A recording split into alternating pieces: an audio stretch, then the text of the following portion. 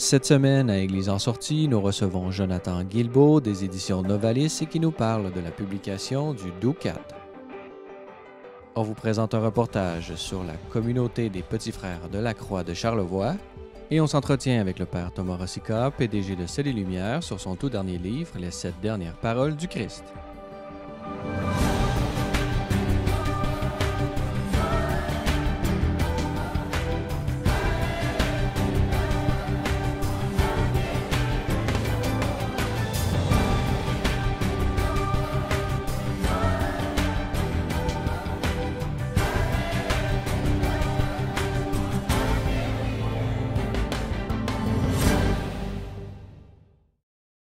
Bonjour mesdames et messieurs et bienvenue à Église en sortie. Aujourd'hui à l'émission, nous allons traiter de la doctrine sociale de l'Église et pour nous en parler, nous avons avec nous en studio Jonathan Guilbeault. Bonjour. Bonjour. Jonathan Guilbeault, on se connaît, on vous a déjà reçu ici même à l'émission. Je rappelle que vous êtes éditeur délégué à Novalis Prions en Église. Aujourd'hui, on est réunis, comme je l'ai dit dans l'introduction, pour parler de la doctrine sociale de l'Église, et non pas in abstracto, mais autour de la publication d'un livre, le Doukat, que nos téléspectateurs connaissent déjà peut-être les autres formules, UCAT, on va avoir le temps d'en parler. Le Doukat, c'est une vulgarisation, disons, une réduction vraiment de document qui, lui, est beaucoup plus volumineux, disons, peut-être plus adressé à un public, disons, plus spécialisé, on pourrait dire, de Compendium de la doctrine sociale de l'Église du Conseil pontifical Justice et Paix, qui certainement aura une mise à jour sous peu avec tous les écrits du pape François inclus à l'intérieur. Donc, est-ce que c'est possible de nous parler un peu de ce Doukat, là? Qui sont les artisans, un peu l'histoire? Oui, bon. Bien, c'est le 5e livre publié par la Fondation UCAT, qui est un organisme à but non lucratif qui cherche à promouvoir l'évangélisation, ou la réévangélisation, la nouvelle évangélisation des jeunes. Donc, après, on a eu le premier UCAT, qui était un grand succès, donc, qui présentait les grandes lignes du catéchisme, de la doctrine générale de l'Église. Après ça, il y a eu le livre de prière, il y a eu le livre de préparation de la confirmation, il y a eu également une Bible, une version UCAT de la Bible, fort intéressante. Et finalement, on en est là avec le Doukat, qui est un jeu de mots un peu anglais, là, que faire, qu'est-ce qu'on doit faire, what to do quand on est un chrétien. Alors, je pense que tous les UCAT sont structurés de manière à refléter assez fidèlement l'organisation logique de l'enseignement de l'Église, mais avec une présentation un peu plus fraîche, un peu plus sexy. Alors, il y a des citations d'auteurs, parfois profanes, qui tapissent complètement l'ouvrage, et ça apporte un peu de fraîcheur, je dirais. Très pédagogiquement, il y a des renvois, un système de couleurs et de notation qui renvoie quand, par exemple, dans un paragraphe, on fait référence à telle ou telle thématique, mais qu'on évoquait dans un autre UCAT. Alors, le renvoi est facile, donc on peut avoir la série et faire des allers-retours entre les divers ouvrages. Et enfin, bon, il y a énormément de photos, mais aussi des encadrés qui donnent des exemples parfois, parce qu'on est un peu dans la théorie, même si c'est bien vulgarisé, c'est parfois un peu plus lourd. Alors, il y a parfois des encadrés qui donnent des exemples concrets de ce dont on parle. Par exemple, les pauvres, c'est qui? Donc, un exemple de ce que constitue la pauvreté, ou des endroits dans le monde où il y a plus de pauvreté, etc. Et on reconnaît aussi les questions-réponses. C'est vraiment assez traditionnel comme méthode. C'est traditionnel parce que c'est vrai, on pense au vieux catéchisme où est Dieu, il est partout. Bon. Sauf que cette méthode-là, cette pédagogie-là, je crois qu'elle est assez appropriée, finalement, parce que les gens se posent des questions sur Dieu. C'est une façon quand les questions sont bien posées, quand c'est des questions que les gens se posent réellement, les jeunes se posent réellement, c'est une question d'être vraiment là où ils sont. On ne réinvente pas la roue comme on dit. Ah ben non, c'est ça. Est-ce que vous pouvez nous parler un peu là, à qui c'est destiné? Est-ce que c'est destiné simplement aux jeunes ou est-ce que ça peut vraiment être lu par un public qui est plus large? Ben, j'ai parlé énormément des jeunes au cours de l'entrevue, mais quand je dis jeunes, je dis pas une tranche d'âge 12-15 ans, par exemple. C'est vraiment pas un livre d'ado qui utiliserait un langage trop adolescent, trop typé et qui donc pourrait ne pas intéresser les adultes. Je pense que même les jeunes adultes sont vraiment les plus susceptibles de bien en profiter à cause de la richesse de contenu, puis du ton qui n'est pas trop didactique, qui n'est pas agaçant.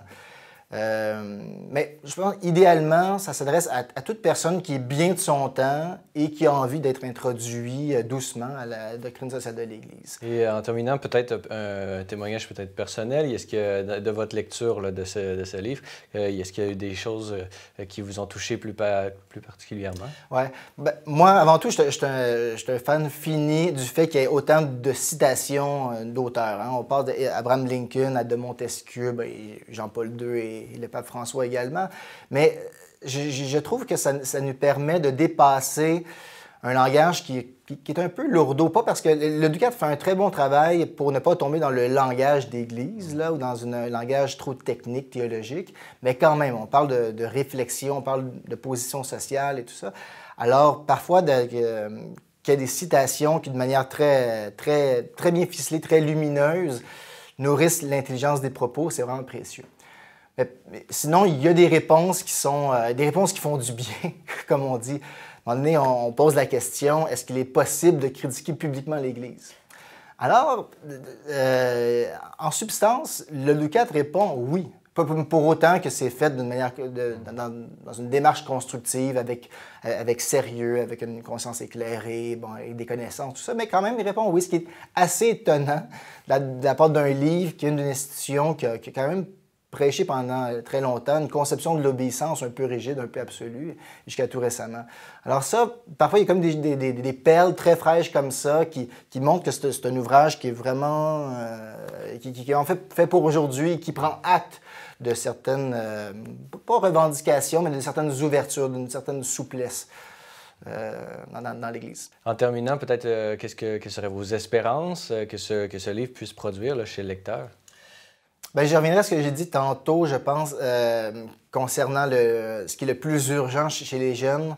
C'est pas tant de connaître par cœur les grands principes de la doctrine sociale de l'Église, quoique ça peut servir, hein, rechercher le bien commun, respecter toujours la dignité de la personne, promouvoir la solidarité, respecter la subsidiarité. Bon, tout ça peut être précieux, mais je pense que ce qui peut être le plus précieux chez un jeune, c'est s'il sort de cette lecture, de la lecture du Ducat, en étant maintenant convaincu et comme interpellé à s'engager, à avoir une foi extrêmement active et ne pas être éprouver des réserves par rapport à l'engagement social. Donc pour moi, ça serait déjà beaucoup à gagner. Alors, si nos téléspectateurs veulent se procurer le Ducat, où est-ce qu'on peut le trouver? Bien, je pense qu'il est disponible dans pas mal toutes les bonnes librairies religieuses et même quelques librairies séculières, sinon sur le site Internet de Novalis, novalis.ca. Très bien. Alors, l'adresse de votre site Internet apparaît au bas de l'écran. Alors, Jonathan Guilbeault, je rappelle que vous êtes éditeur et délégué chez Novalis et qui est également l'éditeur de ce Ducat, Que faire? Alors, merci beaucoup de nous avoir accordé cette entrevue aujourd'hui. Merci à vous.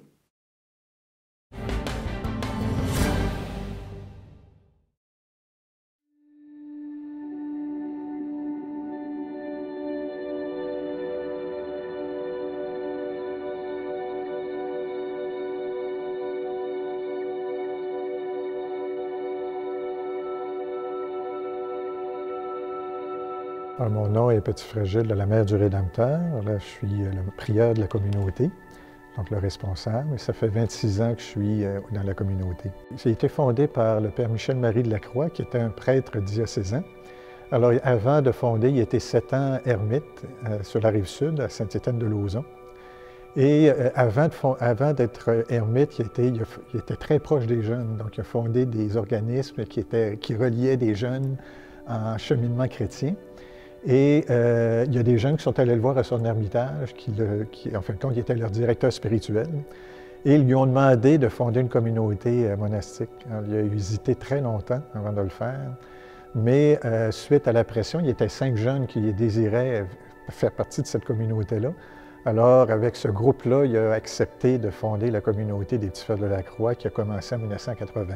En fin de compte, c'était tout un cheminement pour arriver à une vie monastique où là, on se retire dans le silence, dans une nature qui est extraordinaire. Hein. Ici, Charlevoix, c'est extraordinaire. Et on peut bénéficier de ce milieu-là, de tranquillité, de silence, mais aussi en même temps d'une nature qui nous parle de Dieu aussi en même temps. Moi, j'étais dans une situation de vie mi-quarantaine, un peu plus jeune, peut-être 36, 37 ans. Et puis, j'ai vécu véritablement une crise existentielle où j'étais en recherche d'absolu. Et puis, j'étais très loin de l'Église. Hein, on pourrait dire, des fois, j'aime dire, un athée agressif, un agnostique.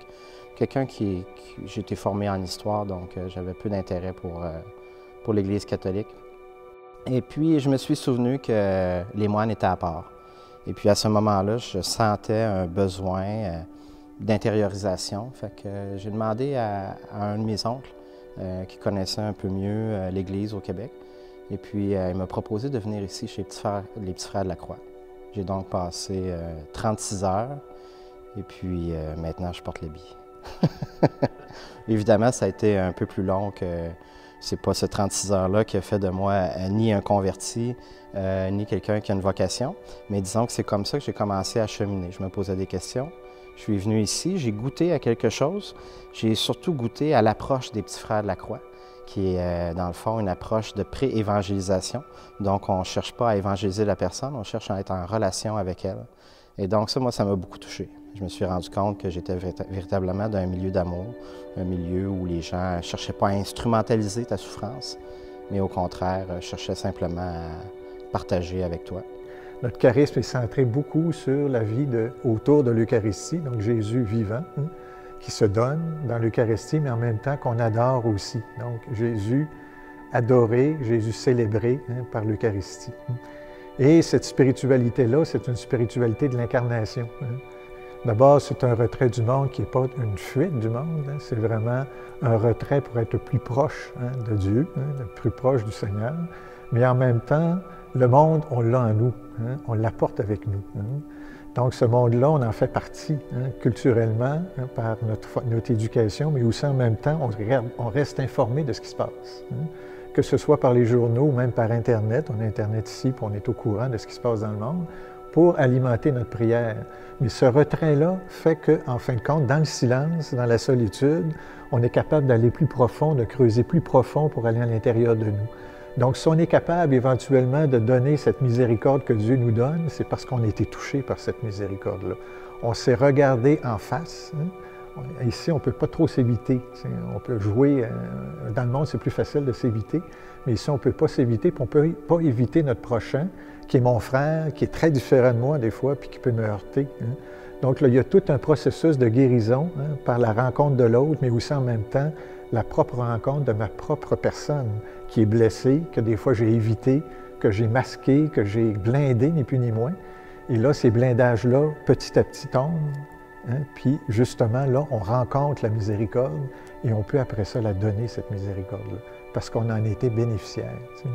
Et je vois ici des fois des jeunes qui viennent ici, qui font un bout de chemin avec nous, puis qui vivent, je dirais, des petits miracles justement de miséricorde, où là, il y a quelque chose qui se passe, de guérison, hein, mais aussi en même temps de rencontre de lui-même. Tu sais, il peut être plus en mesure, après ça, de savoir où il veut aller, hein, puis qui il est surtout. Et ça, c'est très important de savoir qui on est. Donc, des enfants de Dieu qui sont aimés inconditionnellement. Ici, là, c'est une famille, puis je dirais c'est une famille d'accueil. Hein? Au sens, les gens peuvent être blessés. Nous, on a une fécondité communautaire. Donc, on se met en union avec le Seigneur à l'adoration, à l'Eucharistie. Et puis là, tout à coup, il y a une fécondité qui se produit. Mais comme une mère, quand elle reçoit son enfant, elle ne vérifie pas s'il est apte socialement à fonctionner. Elle le prend comme il est. Fait qu'ici, c'est un peu ça qui arrive.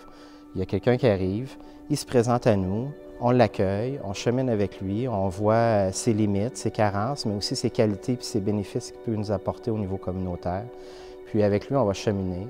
Puis parfois, on se rend compte, finalement, c'était pour un temps, mais pas pour tout le temps. Donc, il y a des gens qui vont quitter. Il peut y avoir un bon roulement. Mais actuellement, il faut dire qu'on vit une période assez féconde, disons. Puis on pourrait croire que cette fécondité-là vient véritablement de l'amour fraternel qui règne dans cette communauté-là, qui est le cœur du charisme du Père fondateur. On va avoir du rayonnement en autant, justement, qu'on continue à accueillir inconditionnellement, qu'on continue à faire notre petit travail très humble, en fin de compte, d'accueillir, d'être avec, parce que c'est un peu ça, le Frère Charles, c'est d'être avec l'autre, parce que cette spiritualité-là, au quotidien, je dirais, est demandante. On n'est jamais arrivé, en fin de compte, dans une spiritualité de rencontre. L'autre est toujours différent, puis on a à aller vers lui, puis lui à venir vers nous. Donc, c'est jamais gagné, ni plus ni moins. La rencontre de l'autre, c'est toujours une aventure qui peut se terminer abruptement, mais aussi en même temps qui peut amener des bienfaits extraordinaires des deux côtés. Ça se passe toujours des deux côtés. Quand je rencontre quelqu'un, puis Dieu passe, c'est moi aussi qui bénéficie de cette relation-là.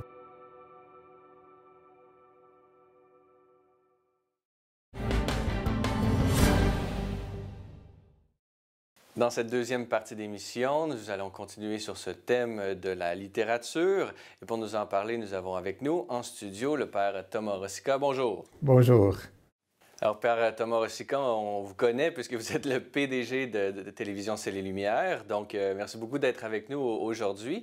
On est réunis pour parler de plusieurs sujets, mais d'abord, j'aimerais que vous nous parliez un peu de C'est les Lumières. Il y a des grands changements qui viennent d'arriver. Pouvez-vous nous en parler un peu? Alors, tout d'abord, je te remercie pour cette invitation. Ça fait longtemps que je désirais de venir ici sur le plateau.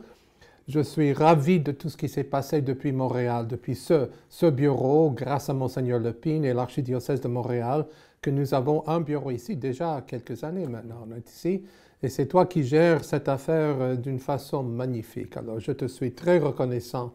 On me demande toujours, oh, vous avez des fardeaux, vous avez des croix portées, etc.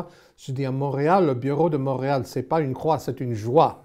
Parce que tout ce qui se produit ici, c'est avec élégance, c'est avec élan, c'est avec beauté et profondeur. Alors, je me permets de te dire, Francis, merci beaucoup.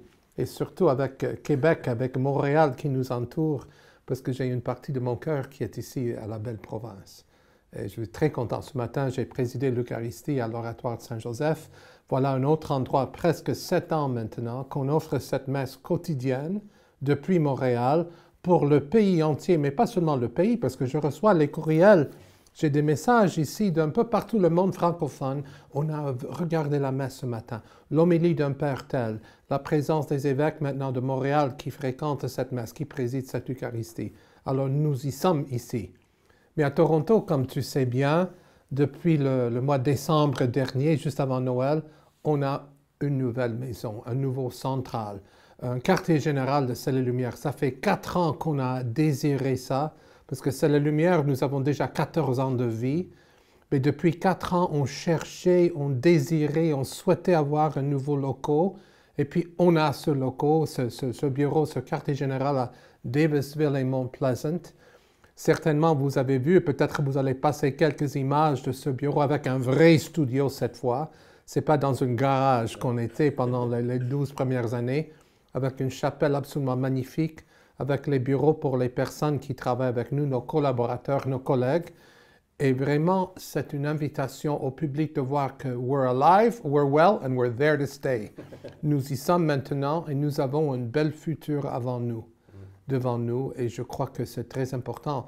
Et nous sommes très liés avec vous. Alors, c'est ça un peu l'histoire de C'est les Lumières.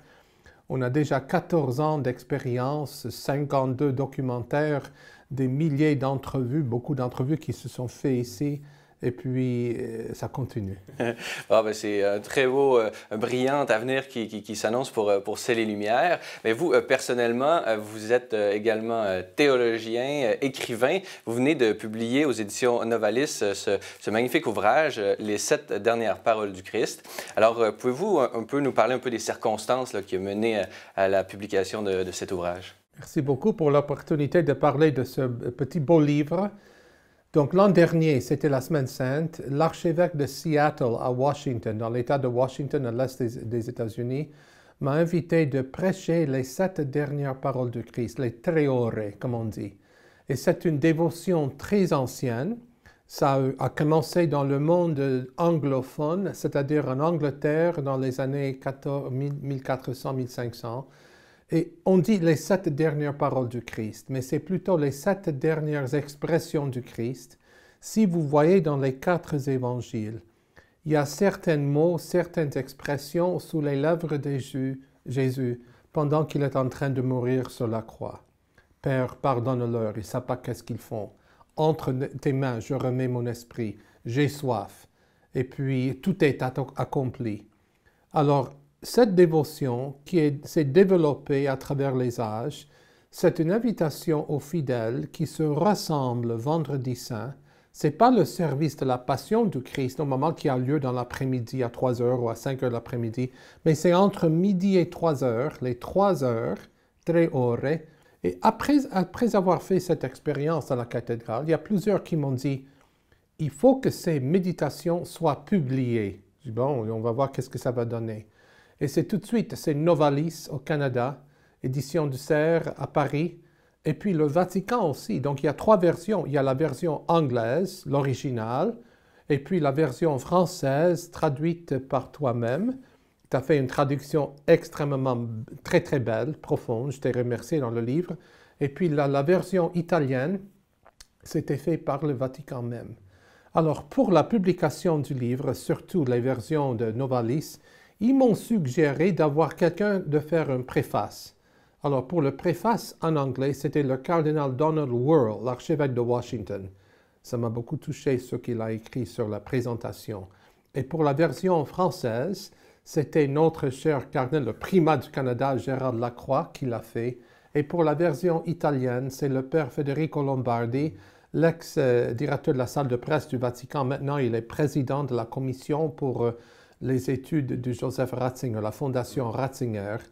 Alors, quand vous mettez les 3 préfaces ensemble, ça aussi, c'est une réflexion sur la profondeur, sur la beauté de ces expressions. Et le livre est en vente maintenant à travers la boutique de Ciel et Lumière. Vous pourrez procurer à travers notre site web ou à travers dans les magasins, dans les librairies, etc. Mais je crois que c'est une aide pour les personnes de vivre intensément le carême et surtout la semaine sainte. Justement, pour se procurer, l'adresse apparaît en ce moment même au bas de l'écran. Justement, est-ce qu'on peut rentrer, rentrons dans le sujet, quelles sont ces 7 paroles? Et justement, pouvez-vous brièvement nous expliquer en quoi elles sont importantes pour la vie spirituelle aujourd'hui? D'abord, j'ai fait la dédicace de ce livre aussi. Je me suis permis de faire la dédicace au pape François, évêque de Rome, révolutionnaire de la tendresse, de la compassion et de la normalité avec gratitude. Parce que je dois dire aussi que j'étais vraiment fort marqué par la pensée, par la pastorale, par la vision du pape François. C'est lui qui est une inspiration pour moi et pour beaucoup de personnes. Mais les 7 dernières paroles du Christ ne se réfèrent pas, comme j'ai dit, à des mots précis, mais aux 7 dernières phrases. Et nous connaissons très bien ces phrases de Saint Luc 23. « Père, pardonne-leur, car ils ne savent pas ce qu'ils font. En vérité, je te le dis, aujourd'hui tu seras avec moi dans le paradis. » Encore de Saint Luc. « Femme, voici ton fils, ecce mater tua. » Voici ta mère. Jean 19. Alors, ecce mater tua, voilà, voici ta mère, voici ton fils. Mon Dieu, pourquoi m'as-tu abandonné? On entend ces mots, ces expressions dans l'évangile de Dimanche des Rameaux, soit de Marc, soit de Matthieu, Eloi, Eloi, lama sabachthani. Et puis, tout est accompli, l'évangile de Saint Jean, la fin, quand Jésus est en train de tout donner à la fin, tout est accompli. Et puis, Père, entre tes mains, je remets mon esprit, encore de Saint Luc. Alors, vous voyez un peu un panorama de Jésus sur la croix, Jésus qui nous offre des expressions pour appliquer ces expressions à notre vie spirituelle. Ce n'est pas simplement une chose du passé, mais aussi du présent et du futur. Et puis, ce que j'ai essayé de faire avec chaque réflexion de ces mots, de faire voir comment ça se vit aujourd'hui, comment on vit cette tragédie, cette tristesse, cette souffrance aujourd'hui en différentes circonstances. J'ai parlé à un moment donné de la sœur Helen Préjean. C'est celui qui travaille très fort aux États-Unis, une sœur Saint-Joseph qui travaille contre la peine de mort. J'ai cité aussi le meurtre des 3 missionnaires de charité le 4 mars dernier en Yémen et tous ceux et celles qui sont morts avec eux, avec elle, avec ses sœurs, qui travaillent avec les pauvres. C'était missionnaire de Mère Teresa et c'est un malade, un fou, un criminel qui les a tués pendant qu'ils faisaient leur travail dans une maison des personnes âgées. Ça continue aujourd'hui. La nécessité du pardon. Au lieu de répondre à cette violence qui lui était infligée, Jésus, c'est Jésus qui offre un modèle de paix et de réconciliation. Alors, ce n'est pas simplement un retour en arrière, mais un regard sur le présent et le futur. Et c'est ça la beauté de méditer ces expressions aujourd'hui. Moi, je dis toujours, il y a 3 portraits de Jésus sur la croix dans l'Évangile. Matthieu et Marc, c'est presque la même, il y a quelques petites différences, mais Luc, on voit Jésus sur la croix, Jésus qui tend les bras en action de miséricorde. Et Jean, on présente un roi qui règne de la croix. Ce n'est pas simplement une seule vision, mais 3, 4 différentes manières de regarder ce trésor sur la croix. Et c'est ça la beauté de méditer, parce que chaque année d'ailleurs, chaque année, en Semaine Sainte, pendant la Semaine Sainte, l'Église offre une opportunité d'une vraie exégèse, d'une vraie méditation de l'Écriture sainte. Chaque dimanche de la Passion, chaque dimanche des Rameaux, on a un des évangiles synoptiques, Matthieu, Marc ou Luc. Cette année, il y aura l'évangile de Saint Matthieu, parce que c'est l'année A du cycle liturgique. Tandis que l'évangile est fixe pour Vendredi Saint, c'est toujours l'évangile de Saint Jean. Et on se demande souvent, en regardant les évangiles et puis les différences, qu'est-ce que l'Église nous enseigne à travers ces différences? C'est la même attitude que j'ai prise ici. Mon inspiration pour le livre, moi j'ai cité au commencement dans mon introduction, c'était le grand exégète américain Raymond Brown, un sulpicien très connu dans le monde, partout le monde, et c'est lui qui était mon professeur à l'Institut biblique. Il nous a enseigné, en 1989, il nous a enseigné la passion du Christ. Et ça m'a profondément marqué toute ma vie d'étudiante, de prêtre, ma vie de professeur, et j'ai essayé de manifester ma reconnaissance à travers cette petite réflexion. Très bien. Alors, Père Thomas Rosica, je rappelle que vous êtes le PDG de Télévision Ciel et Lumière. Vous avez tout récemment publié ce livre, Les 7 dernières paroles du Christ. Et on peut également vous lire d'une manière hebdomadaire sur le blog de Télévision Ciel et Lumière. Il y a avec vos réflexions bibliques. Beaucoup de prêtres qui volent les idées. Je suis très content. Il y a des méditations bibliques parce que déjà, le volume sur l'année B est publié par la Conférence épiscopale du Canada. Il y a 2 autres volumes, les réflexions dominicales pour l'année A et pour l'année C. C'est presque terminé et bientôt vous aurez les 3 volumes. Très bien. Alors, merci beaucoup de nous avoir accordé cette entrevue aujourd'hui. Merci. Voilà, c'est tout pour aujourd'hui. N'hésitez pas, si vous avez des questions ou commentaires, vous pouvez m'écrire à l'adresse qui apparaît à l'écran. Revenez-nous la semaine prochaine pour un autre épisode d'Église en sortie.